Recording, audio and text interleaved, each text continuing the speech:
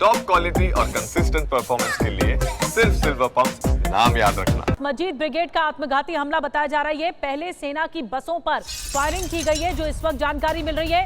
Firing के बाद rocket launcher से निशाना साधा गया।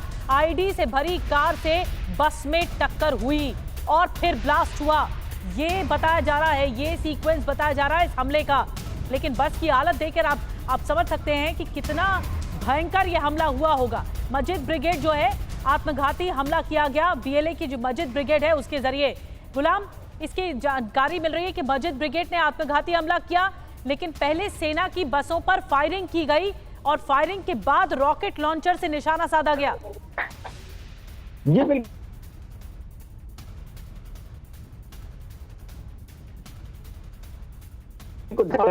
रुकी है तो उसके बाद ये सुसाइड अटैक किया गया है और एक बस मुकम्मल तौर पर तबाह हो चुकी है। बाकी बसेस महफूज हैं और इसी बसेस में जो मेजर कैजुअलिटीज हैं वो इसी बसेस में हुई हैं। 35 के करीब घायल भी अभी तक हॉस्पिटल में पहुंचाए गए हैं। रेस्क्यू ऑपरेशन जारी है, हेलीकॉप्टर्स के जरिए अटैक जो निगरानी है वो की जा रही है। यहाँ की अगर बात करें पूरे बलूचिस्तान की, तो बलूचिस्तान में सबसे ज्यादा जो मसाइल पैदा होते हैं वो इस वजह से होते हैं कि वहां पर जो पहाड़ी इलाके हैं वो बहुत ज्यादा है। ये तो हाईवे था, मेन हाईवे, और ये पाकिस्तान और ईरान की तरफ जाने वाला मेन हाईवे है। और यहाँ पर आपने ये देखा है, पहले भी देखा है कि पीएलए ने अटैक किया है, तो जो पंजाबी को बसों से उतार कर मारा गया और पंजाबी की निशानी के बाद मारा गया, वो भी इन्हीं इलाकों में ज्यादातर होता रहा है। तो ये ठीक है, यानी इससे पहले भी इसी इलाके में इस तरह के अटैक हो चुके हैं। गुलाम, मुझे ये बताइए कि ये जानकारी मिल रही है कि इस काफिले में 8 बसें शामिल थीं। ये देखिए, नई तस्वीरें सामने आई हैं जहां पर पाक रेंजर्स भी नजर आ रहे हैं। तस्वीरें आप देखिए TV9 भारतवर्ष पर, ये एक्सक्लूसिव तस्वीर आपको दिखा रहे हैं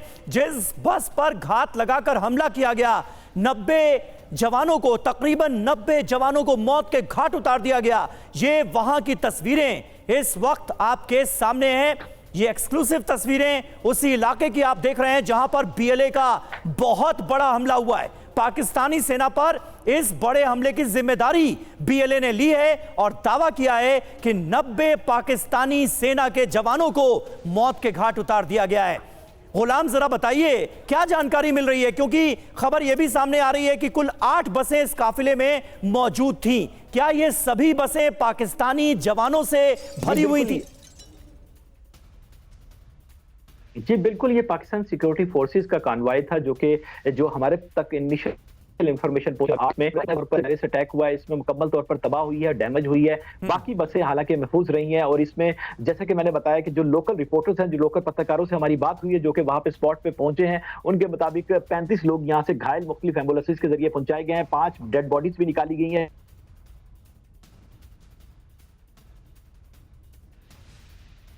और देखिए, अगर हम अपने दर्शकों को एक बार तस्वीरें अगर दिखा सके दोबारा से, क्योंकि ये तस्वीरें हम अपने दर्शकों को बता रहे हैं कि कितना बड़ा अटैक था, क्योंकि इसमें ना सिर्फ आप देखिए कि उस पूरी बस को पहले आईडी से उड़ा गया, पूरी तरीके से जमीन बस तबाह हो चुकी है, बर्बाद हो चुकी है। और आप मान के चलिए कि इस बस में आराम से 50 से 100 लोग होंगे और हथियार के साथ होंगे। और निश्चित तौर पर अगर कॉन्वॉय इतना बड़ा था तो निश्चित तौर पर इसके पीछे वाली बसेस को भी नुकसान पहुंचा होगा, क्योंकि कॉन्वॉय के अंदर ज्यादा डिस्टेंस नहीं दिया जाता, हमेशा कॉन्वॉय को एक साथ लेकर जाने की कोशिश की जाती है। और देखिए, वही तस्वीरें हम अपने दर्शकों को दिखा रहे हैं और बता रहे हैं कि आखिरकार क्या हालत हुई है उस आईडी ब्लास्ट के बाद। इस बस की पूरी तरीके से बर्बाद हो चुकी है। मतलब अगर पाकिस्तानी सेना का इतना बड़ा मूवमेंट हो रहा है तो उस रूट को कॉर्डन ऑफ नहीं किया गया कि विस्फोटक से भरी कार का एक पूरी की पूरी बस से टकरा जाना और 90 सैनिकों को मौत के घाट उतार देना, ये तो बहुत बड़ी बात है। बिल्कुल। और देखिए समीर, खास बात यह कि मेन हाईवे कराची से जोड़ता है कोस्टल एरिया को, और ये इलाके की अक्सर इस्तेमाल होता है एक जगह से दूसरी जगह के बड़े इवेंट्स को मोबिलाइज करना। और देखिए नई तस्वीरें भी आ रही हैं। बिल्कुल, ये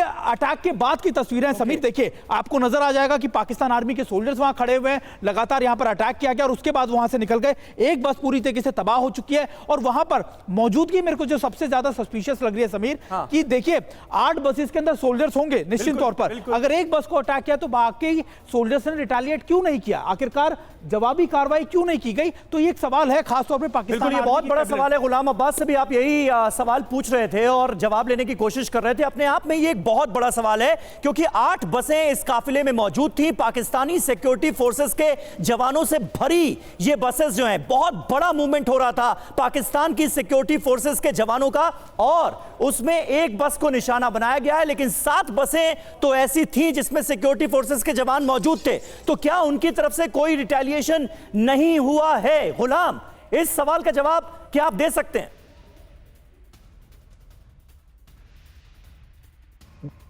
तो फौरी तौर पर कुछ कहना कबल वक्त होगा, लेकिन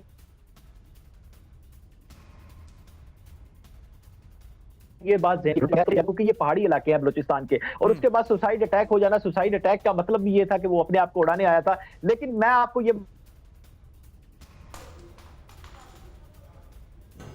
बता दूं कि ये 35, अगर 35 सीटें हैं तो 5 लोग एक्स्ट्रा कर लें आप, बीच में अगर खड़े भी किए हैं या इधर उधर भी हैं, तो 35 से 40 लोग एक बस में हो सकते हैं।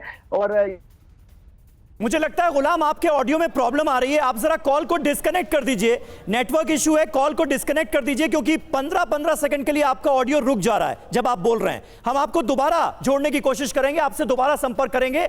लेकिन गुलाम अब्बास जो हमें जानकारी दे रहे हैं, अभी तक यह कंफर्म नहीं है कि बाकी 7 बसों में जो पाकिस्तानी जवान थे उन्होंने बीएलए के फाइटर से मुकाबला करने की कोशिश क्यों नहीं की। अभी तक इसका कोई जवाब नहीं मिल पाया है। लेकिन बीएलए ने पाकिस्तानी सेना पर हमले की जिम्मेदारी ले ली है। 90 पाकिस्तानी सैनिकों को मार गिराने का दावा बीएलए की तरफ से किया गया है। जानकारी यह भी मिल रही है कि पाकिस्तानी सेना की 8 बसों को निशाना बीएलए के फाइटर्स ने बनाया है और विस्फोटकों से लदी हुई कार के जरिए टक्कर मारी गई है इस बस में, जिसमें 90 जवान सवार थे और इस बस में सवार सभी जवान मारे गए।